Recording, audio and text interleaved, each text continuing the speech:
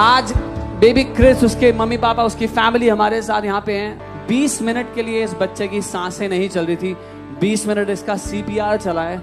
20 minute तक इसका ECG 0 था, रेस्पिरेशन 0 था, ब्लड प्रेशर 0 था।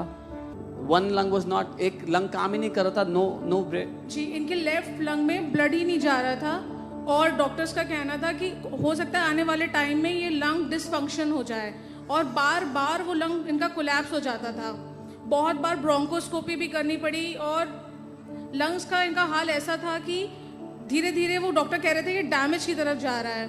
बट अभी जो इनकी रीसेंट रिपोर्ट्स हुई हैं उसमें मतलब बिल्कुल रिपोर्टें बदल गई हैं। ये अब 100% सैचुरेशन मेंटेन करते हैं। कम ऑन, 100% सैचुरेशन उस लंग में जो डॉक्टर्स ने कहा था इसमें खून ही नहीं जा रहा, ये काम ही नहीं करता है। कम ऑन, ये केवल जिंदा खुदावन यीशु मसीह कर सकता है। मैं आपने बताया था कि इसको बार बार निमोनिया हो जाता था, इन्फेक्शन हो। आप एक बार बताएंगे कि क्रिस कितने दिन का था जब इसको पहली बार अस्पताल ले गए? जी, क्रिस की तबीयत तो बहुत छोटे पर ही खराब हुई थी, बट इनकी जो तबीयत ज्यादा खराब होने हुई वो जुलाई के बाद से बहुत ज्यादा सिक होते चले गए। पिछले जुलाई के बाद? जी, बहुत ज्यादा सिक होते चले गए। मतलब इतने ज्यादा थे कि कई बार डॉक्टर्स ने हमें गिव अप कर दिया, ये बोल दिया कि कोई होप नहीं है। बट हम लोग वचन पे खड़े रहे और यहाँ के लीडर्स भी हमारे साथ कंटिन्यूस, यहाँ के पास्टर्स हमारी दिन रात हमें समझाते रहे कि नहीं, आपको हार नहीं माननी है। और हम वचन पे बस अडिग रहे कि कुछ भी हो जाए।